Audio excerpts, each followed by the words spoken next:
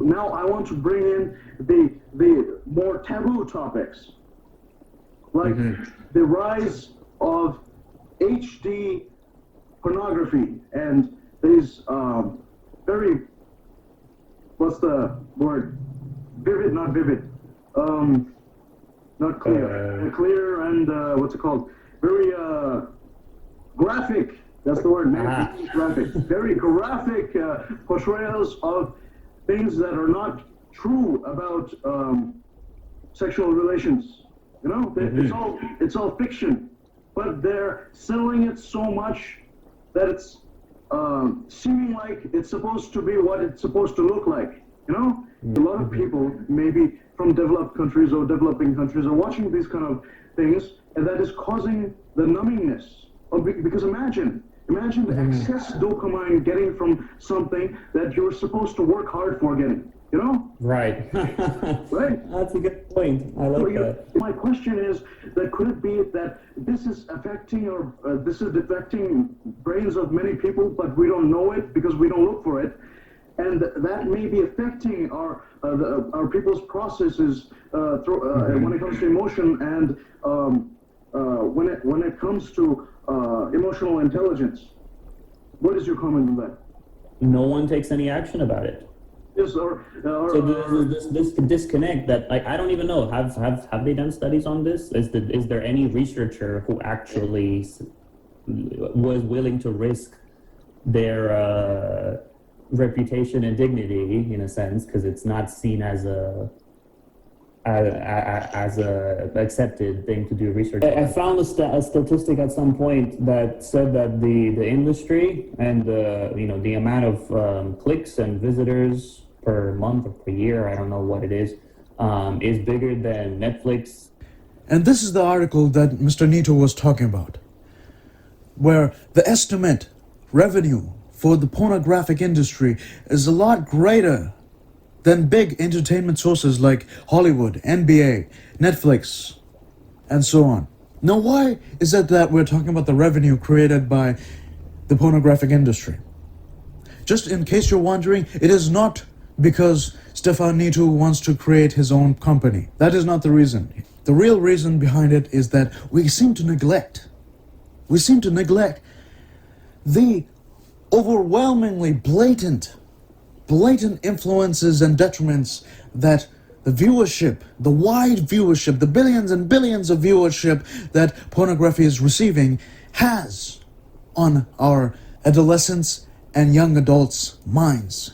And I brought this over so that I can explain to you through peer-reviewed articles that are in the minimum. The reason it's in the minimum, it's sort of a taboo thing, like Mr. Nito has explained. People might not want to go research about this because it may put their name on the line. Maybe. But doing research on this type of material is very important because we can't just ignore that it's not there. It has been there for a very long time and has become videographic, and it became HD, it became available and free. And here comes the issue, is that when you have something so available, then you want to know what are its detriments.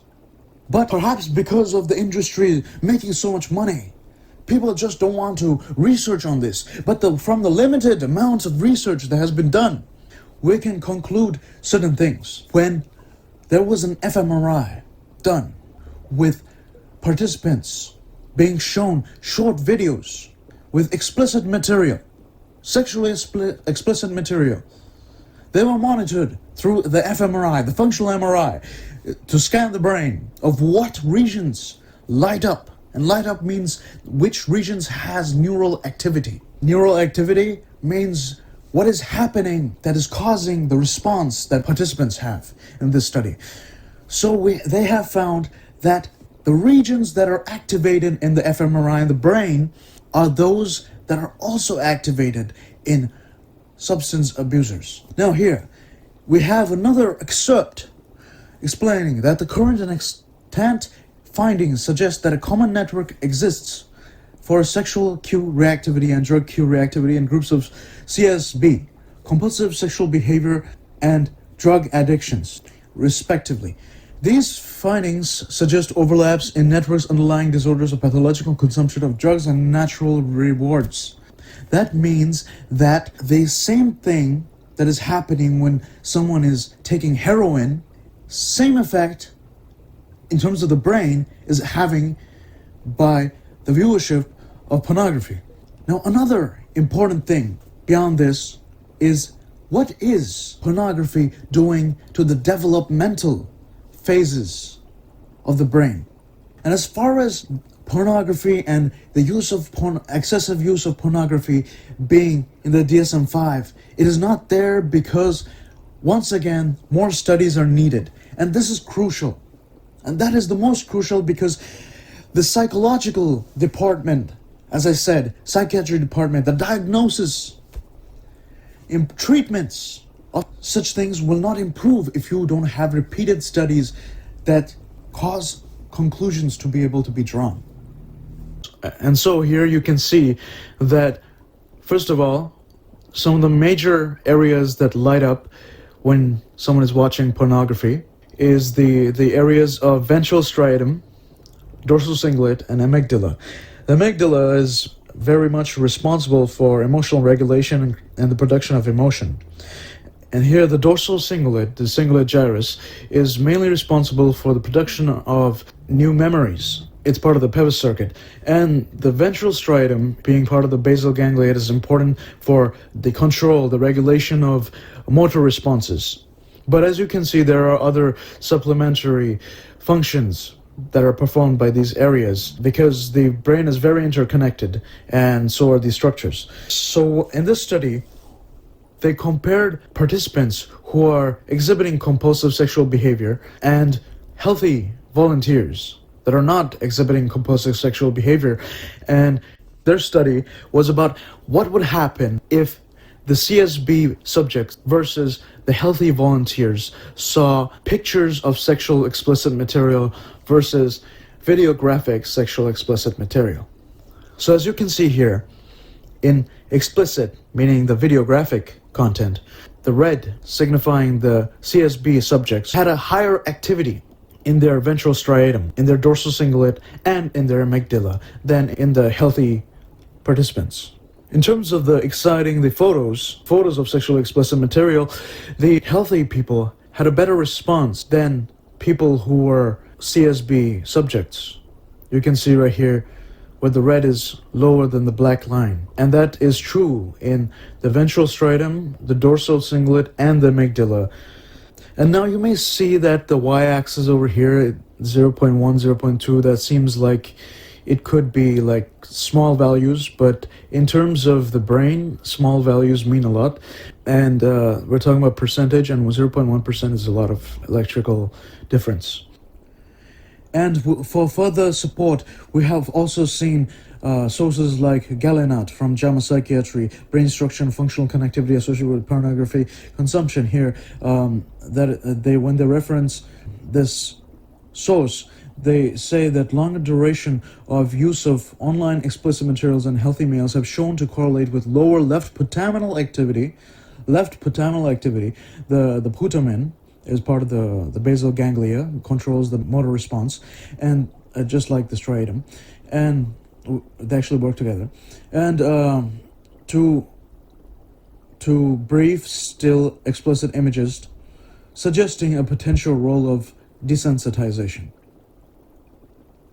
So there is a correlation of the usage of long-duration videographic pornography to lower left putamen activity, suggesting the potential role in desensitization. And so, although more research is always needed, longer exposure desensitizes, according to what we have. So what this means is, once again, the dopamine depletion concept is coming to play. As we talked about regarding the binge watching, same concept plays here, where dopamine depletion over time can cause dopaminergic neuron losses, and that could cause desensitization. Now, have you ever wondered why pornography is known as 18+ content? Why is it known as 18 plus content? Could it be that if people under the age of 18, see such content, their brain development may be altered? Well, that is exactly the case. But the problem is, it should never have been 18 plus content. It should have been mid-20s or 25 plus content. Because our brains are the most important parts of our brains that allows emotional regulation and in the long term psychological resilience is highly dependent on the connections, the pathways that are myelinized, pathways that are developed during puberty and well into the mid-20s, as this article here in 2014 had said. The maturation of frontocortical gray matter involved in executive control persists in adolescence into the mid-20s. Into the mid-20s. Yet, this content is known as 18 plus content. Quite astonishing. Now in this excerpt, we also see that it says that enhanced risk-taking in adolescence may reflect earlier development of limbic incentive motivation and reward circuitry relative to a more delayed development of frontal executive control systems involved in monitoring or inhibiting behaviors. So what does this mean? What it means is that people who are risk-takers, risk-taking people, they may have a manipulation in their natural progression of the developing brain.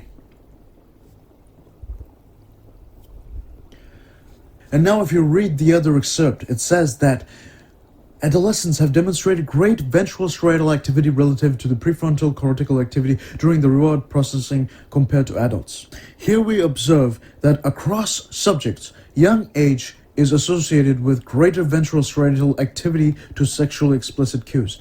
This effect in ventral striatal activity appears particularly robust in CSB subjects. Once again, CSB means compulsive sexual behavior subjects, suggesting a potential modulatory role of age on responses to sexual cues in general and in CSB specifically. So what does this mean? What it means is, again, that early exposure of pornography during this developmental neural stages can cause certain anomalies in their brains that can change the normal response of human psychology.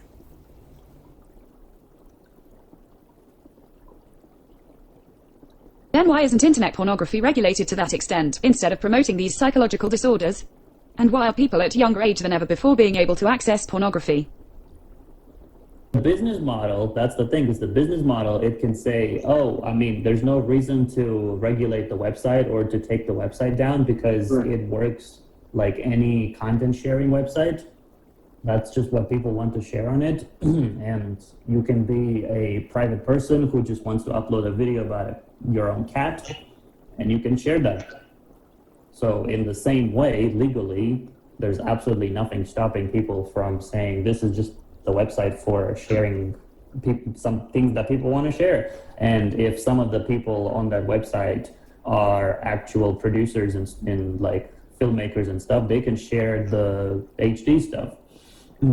So that then means there's absolutely no legal basis to do anything about it.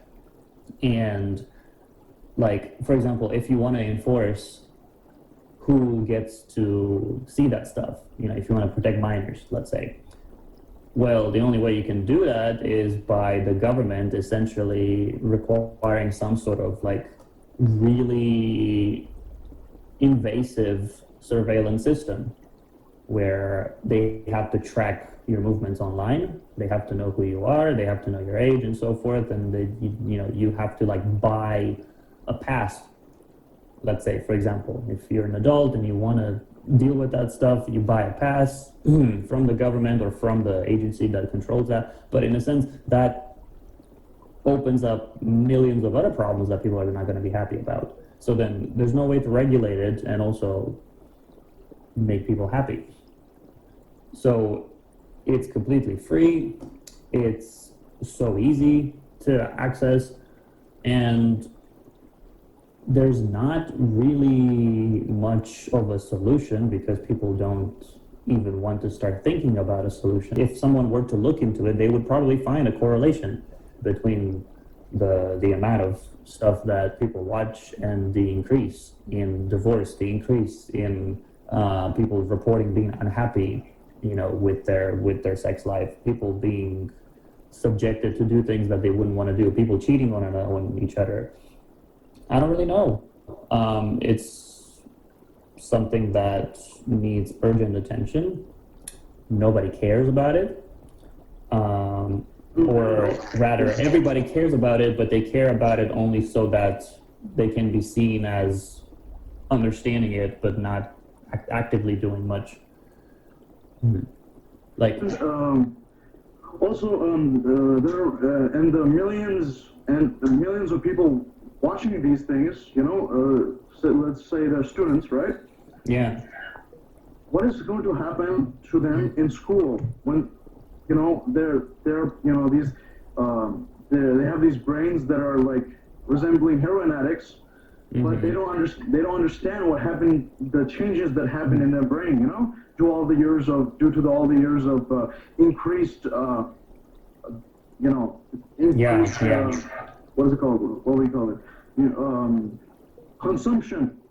yeah. Just diving into deeper depths of this media, of this world.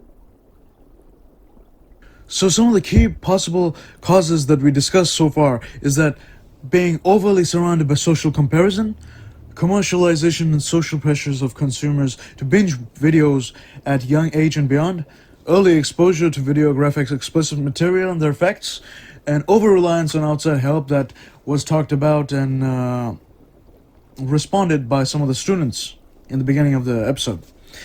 This and many more sum up to an enhanced perception of anxiety.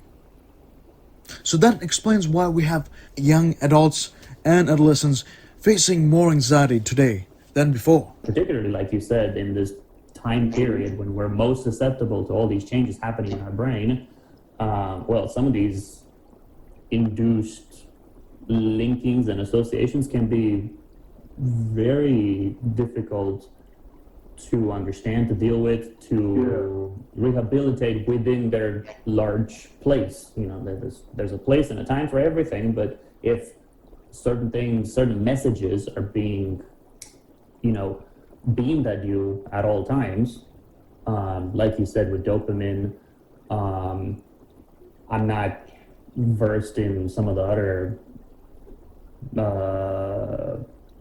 how should I say, neuroscientific triggers and reactions and what they're called in a sense, but I can tell you for a fact, that stress, for example, stress is now inbuilt in everything that we do. And you can't be a hardworking businessman unless you wake up at 5 a.m. because that's when all CEOs wake up, and that's what you see on every news report about how to live like a CEO. You wake up at 5 a.m. and you deal with every single thing that life throws your way, and it doesn't matter how stressed you are by the end of the day because you're going to make a fortune. And now we tell you about the injustice that has been done or will be done to you. We tell you what exactly all of this additional stress, anxiety, and other effects we discussed did, or will do, to cause the decline in emotional regulation and therefore the decline in psychological resilience. Problem might be in the fact that they're not being able to move on from a certain stage. You see, for example, in the adolescent stage, your amygdala, the part of the brain, it's a bit, I've read that it's a bit enlarged, and the connection between the prefrontal cortex and the amygdala is not as well as it becomes later on. So your regulation over your emotion is not as good. Do you think we're being stuck in an adolescent stage? Is that a possible reason why, so many people are having lower control over their emotions. I like that. That's interesting. I wouldn't know much about the chemistry of it. This is where you come in with your expertise. But there is definitely a disconnect, I think, between what people perceive as their transition into adulthood and what actually happens to them as they transition from teenagers to adults.